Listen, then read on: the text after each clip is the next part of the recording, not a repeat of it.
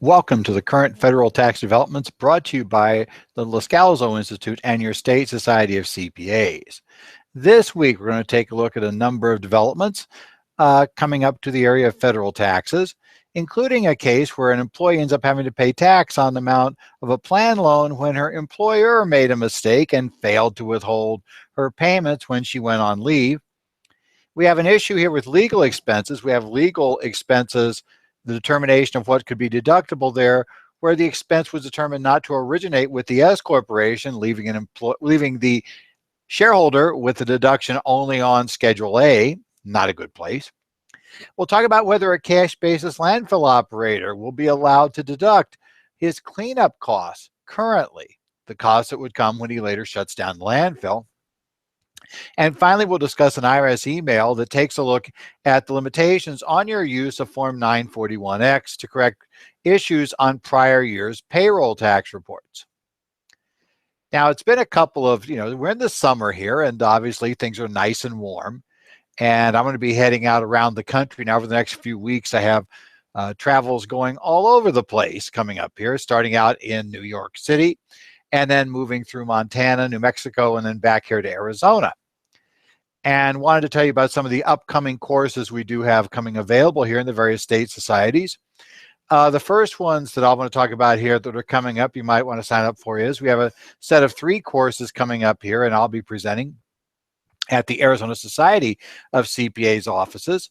On the 9th of August, I'll be doing fringe benefits. And I wanted to mention, I am going to be covering in that course the Arizona earned paid sick time issue that's caused issues for a lot of employers. So that'll be a discussion. You want to have a discussion on that. We'll definitely be covering that in the course that day. On the 9th, I'll be talking about preparing Form 1041. We'll have a discussion of Arizona's Uniform Principal and Income Act, because you have to understand that.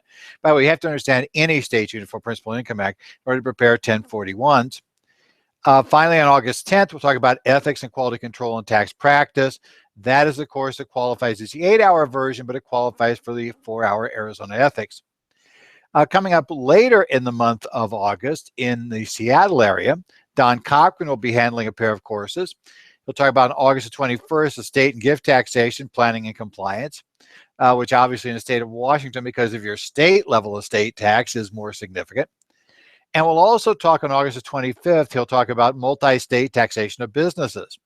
With everything going on in Nexus, obviously this is becoming a more significant and more troublesome area. Again, those sessions will be held at the Washington Society of CPAs offices in Bellevue in the Seattle area. So let's go ahead and get started here, and let's take a look at our first up case this week is the case of Frias versus Commissioner. This is Tax Court Memorandum Decision 2017-139. The case was issued the opinion was released by the tax court on the 11th of July. In this particular case, Ms. Frias took a loan from her 401k plan just prior to going on maternity leave.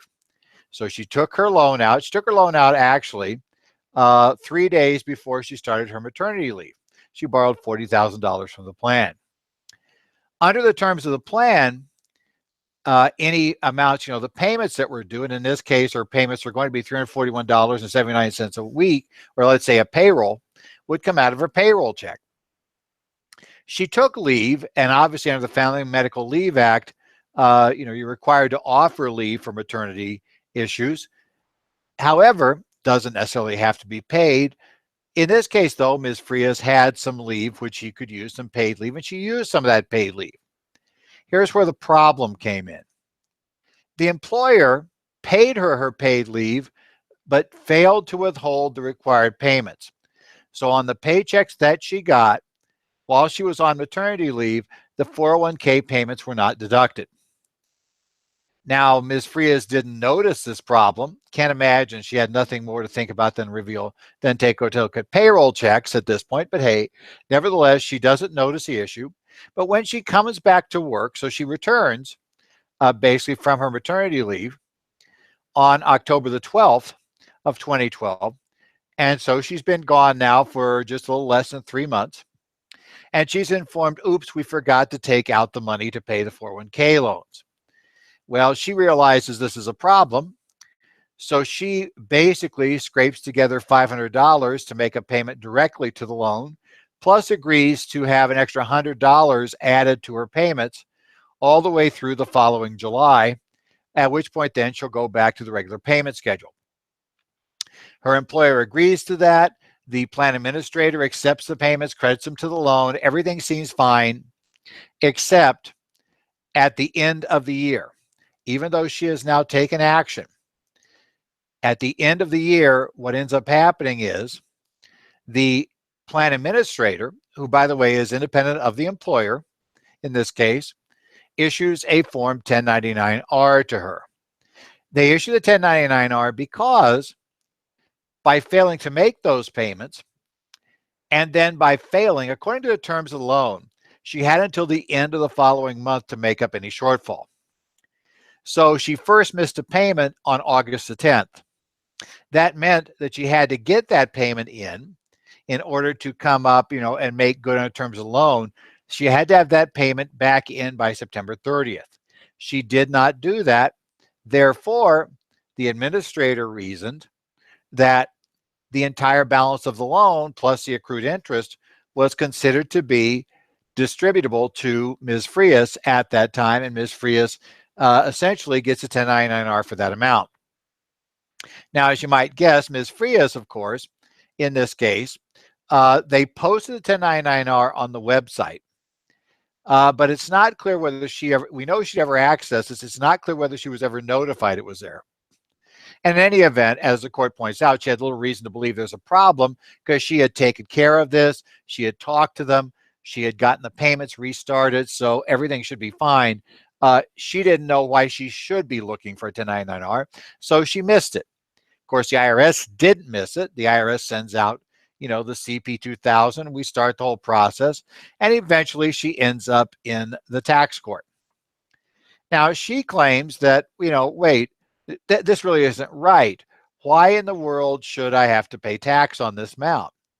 Because, hey, look, I actually paid back. She actually had the entire loan paid off by the time she'd up in tax court. So this is just wholly unfair. Well, unfair or not, the law does provide, the regulations do, that once you violate the terms of the loan and you don't make it up during, your period to make up the balance, you basically have a distribution. By the way, it doesn't get you out of repaying the loan because that's an ERISA plan problem. So the issue is she ends up repaying the loan. That's fine, but she still has to pay tax on this amount. Well, she said, okay, maybe that's the case, but there is an exception. That because the first payment, she was on a leave of absence when it was there.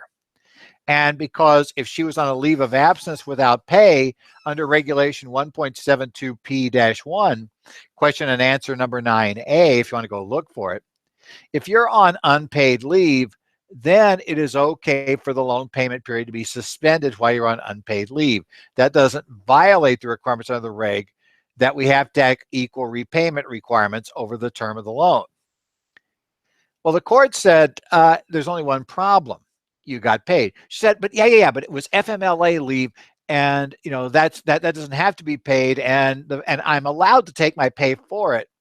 And the court said, wait. First thing is, it's not really clear anybody ever applied for FMLA leave. Number two, even if you did, all the law says is, did you get pay? And if you do decide to take your vacation pay or take your sick pay as part of that time period, it would still be considered pay from which the loan could be paid. The exception is only if you're not paid or the payment is less than the amount needed to pay the loan.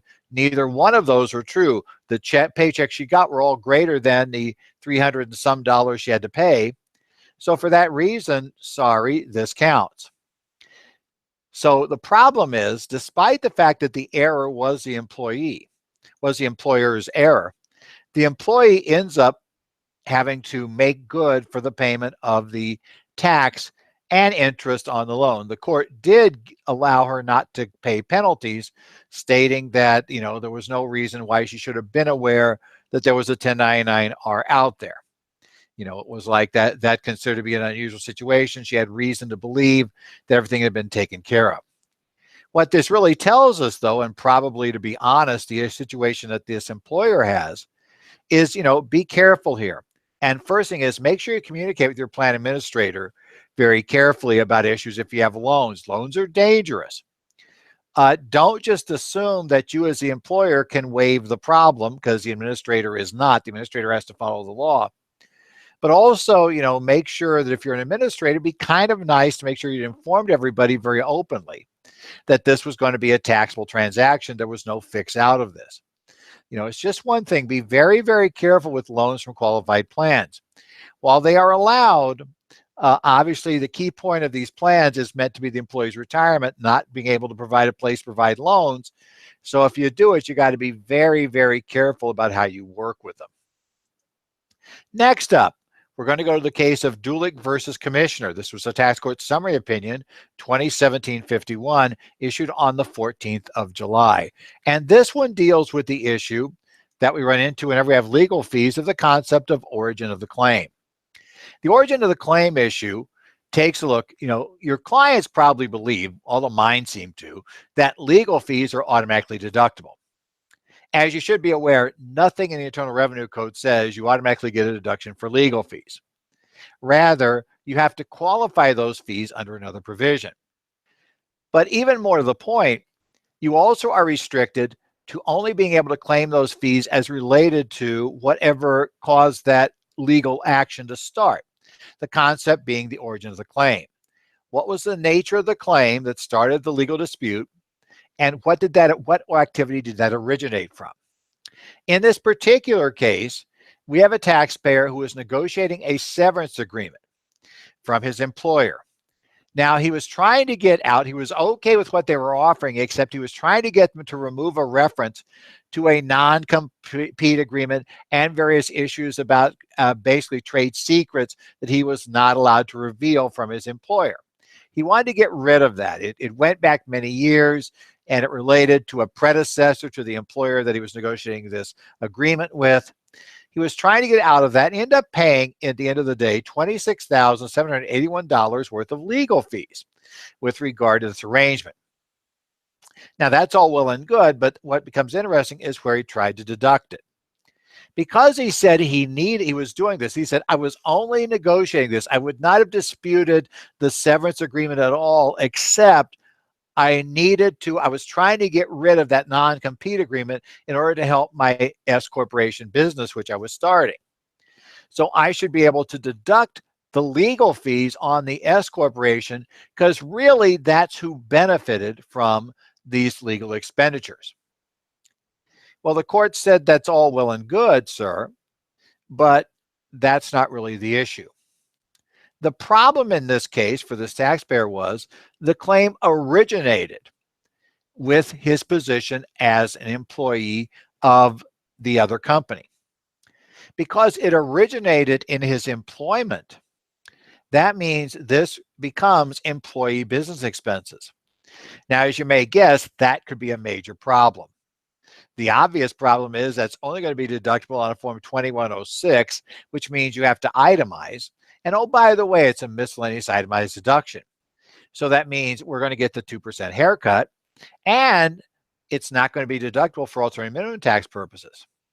So for all of those reasons, his benefit, if he gets any, and he may not get any from the legal fees if they're going to be down below the line, but his benefit is much reduced down there. This is important because remember that this is not a case where, it was just enough to say, did it benefit the S? Probably it did benefit the S Corp, but that's not the issue. For legal fees, you always have to go back and say, where did the issue from which the claim is arising start from? Not necessarily, why are we incurring the fees, which is a somewhat different question. Why we are incurring the fees is more of an issue that you have to deal with if we're going to talk about whether it'll be deductible at all. But for where you might be able to deduct it, that's when the origin issue becomes significant. In this case, the claim originated not from the business, and the fact that he may be totally correct in saying he would not have incurred these fees except for the fact he was starting a new business, that's irrelevant. The claim related to his time as employee, therefore the deduction is a Schedule A deduction. Now let's go on and talk about a case. That was kind of a bad news case for a taxpayer. Let's go to the case of Gregory versus Commissioner, 149 TC number 2. And this case is a good news case for the taxpayer. This is the case where a taxpayer on the cash basis effectively gets to accrue an expense. In this case, Mr. Gregory was operating a landfill. Landfill, so basically, the garbage and everything is going into the landfill. And, we fill up this landfill, we process things, but eventually the landfill is going to fill up and we're going to have to shut it down. And there's going to be various treatments and decommissioning costs that are incurred when doing so. Now, those costs are fairly significant and they are incurred after the landfill is done generating income. So Congress, and there was an issue though, because the IRS argued that this didn't meet, and they were arguing with regard to accrual basis taxpayers, this did not meet the standard accrual test under 451, that you couldn't accrue those expenses until such time as you met all the standard 451 tests, which meant that even an accrual basis taxpayer would have had to have deducted those only after they shut down the landfill. Obviously, if you don't have another landfill you're operating, that may not be very useful to you to suddenly get deductions, years after you've incurred the income. So Congress enacted section 448 of the code. Section 448 of the code provided that that a taxpayer who is, I should say 468 of the code, get that very clearly, a taxpayer who is electing, a taxpayer who is running a landfill can elect to deduct on a current basis a reasonable portion of the expected cleanup costs to be incurred when the landfill is shut down. Now, the IRS had no question in this case about the computation of the costs to shut down the landfill and how much of that would reasonably be allocable to the year in question if a deduction was allowed. But the IRS said, look, Congress was worried about the fact that the standard accrual basis test failed on this one. So this election really is only open to accrual basis taxpayers. That is, Congress clearly only intended this to be accrual basis. The tax court said, well, IRS, let's talk to you a little bit about what we're going to talk, how we interpret statutes. The tax court said, very simple rule here. If the plain language of a statute is clear, then we really don't care whether Congress intended to do it or not. In this case, the tax court said, let's look at the plain language of the statute. The statute merely says a taxpayer who files the proper election may claim a deduction of basically the close down costs of this landfill. So the IRS, tax court says, look, this says taxpayer in general. They then look to definitions of taxpayers. This is under 7701 is where we have what the tax court referred to as a dictionary. 7701 are the general definitions that apply under the code unless they're overridden. The tax court noted that any party that pays taxes is a taxpayer. Now, in this case, Mr. Gregory was a shareholder of an S corporation, so the S corporation actually made the election. The tax court said, well, the S corporation doesn't pay income tax, but it is liable for other taxes like payroll taxes. So we're still agreeable in S corporation as a taxpayer. And the court said, because of that, and Congress put no restriction on the word taxpayer here, we have to believe everybody can do it. But the IRS says, well, but there's all this congressional record. They talked about the Blue Book. The tax court said, first, we don't even worry about what Congress claimed they were passing or what the congressional record says or what legislative history says. If the language is clear, Congress, we're going to assume at the end of the day what Congress actually enacted is what they meant, regardless of what they might have said ahead of time. They said, secondly, the court pointed out, the Blue Book can never be considered to tell us what Congress was thinking when they passed the law because it didn't influence. No congressman went and read the Blue Book before passing a law because the Blue Book isn't put together until after the law is passed. So the Blue Book doesn't count. So the tax court said, IRS, the plain language of this section allows for a cash basis taxpayer to deduct it. Therefore, we're going to allow a deduction for a cash basis taxpayer. Now, this is important because in many cases, you may see things like today. You're probably going to hear over the next week, the Senate's back to playing with the healthcare bill again. You may hear various discussions. You may read in newspapers. You may see senators on TV telling you what they mean by positions they're going to put in this bill that may be tax related. None of that is relevant if the plain language of what they actually pass doesn't agree with what they said on that news broadcast or what you read in the Wall Street Journal or any of those things. Remember, plain language always overcomes. Plain language in the code overcomes everything except the U.S. Constitution effectively. So you need to be very careful when interpreting a statute. Watch, and this is just a warning for everybody, not just the IRS. Is it likely Congress intended this to be accrual basis? Yeah, probably. Does it matter? No, because they forgot to word the law in such a way that limited it to accrual basis taxpayers. Finally, we're going to take a look at an email the IRS issued, a Chief Counsel email 2017-2708, that was released by the service on July 7th. Now, this deals with the question of the Form 941X. 941X, you may be aware, is used in certain situations to correct payroll tax filings that you previously made. You had a previous 941. We had issues. So, I finished my first quarter 941. You now are working out second quarter 941s, and you notice there was a problem with the first quarter one. So you can use a 941X to help you fix the problem back with that first quarter 941. However, there are restrictions on using Form 941X for federal income tax withholdings once you get outside the year in question. And what the 941X instructions tell you is that generally, you may correct federal income tax withholding errors only if you discover the errors in the same calendar year you paid the wages.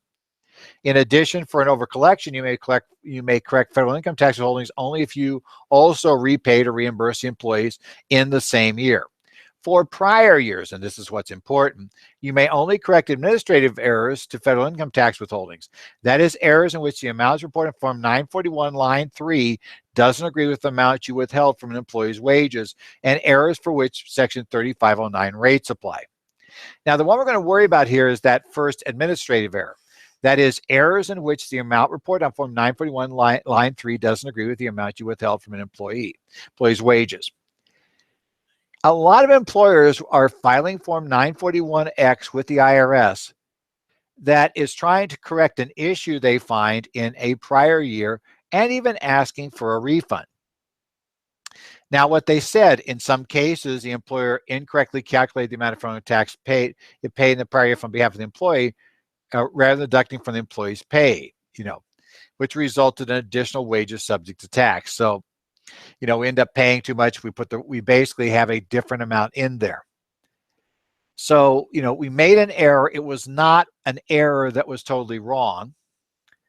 So basically, we didn't have an error where we have the amounts on the 941 are not the same as what were withheld from the employee's paycheck. But basically we're saying the amounts we withheld from the employee's paycheck were actually in error, and we want to now correct that, and we're in a later year.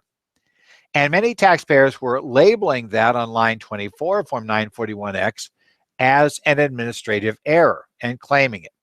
Claimed the error was administrative errors. The IRS, the employee who asked for this guidance, was basically saying, I don't think those are administrative errors, am I right? And the email says, yeah, you're right. Administrative errors do not include errors such as withholding the wrong amount. Fundamentally, as the email tells us, they only include transposition or basic math errors, such as addition or subtraction, multiplication computations, in which the amount reported on Form 941 doesn't agree with the amount withheld for employees' wages. If that's true, they're administrative errors. An employer may correct non-administrative errors only in the same tax year. So employers cannot correct non-administrative errors after the end of the year in question. Now, the IRS does go on and tell us, they gave us examples of a few non-administrative errors.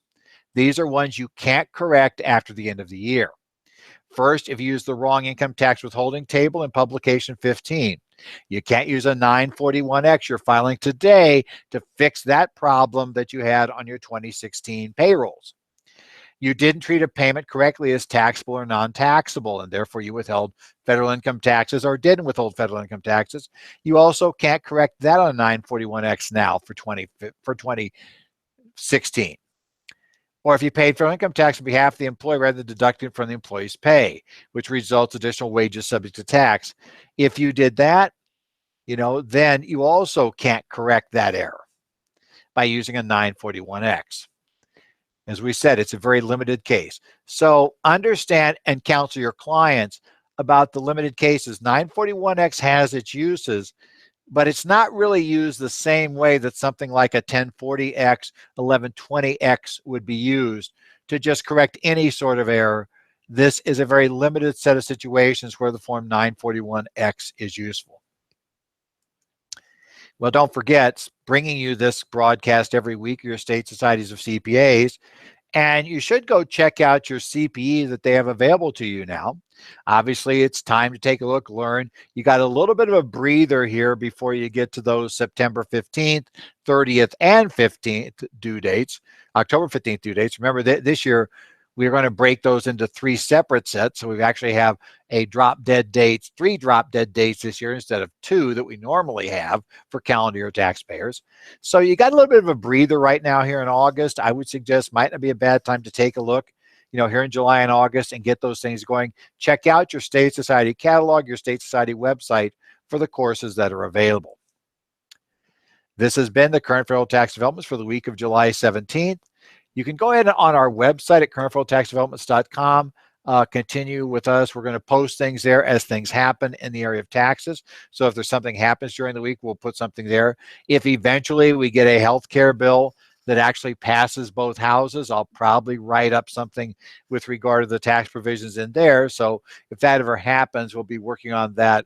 And I'm always hoping it doesn't happen when I have 3 courses in a row or something to work with. So I have some time to write it, but be looking for that kind of stuff there too. If you have any questions or comments, you can send them to me, Ed Zollars at currentfederaltaxdevelopments.com. You can also follow me on Twitter at Ed Zollars. Well, we're done for another week here in the area of taxes. Be sure to follow along. And by the way, be sure to be back next week and listen to our next update on what's happening in the area of federal taxes.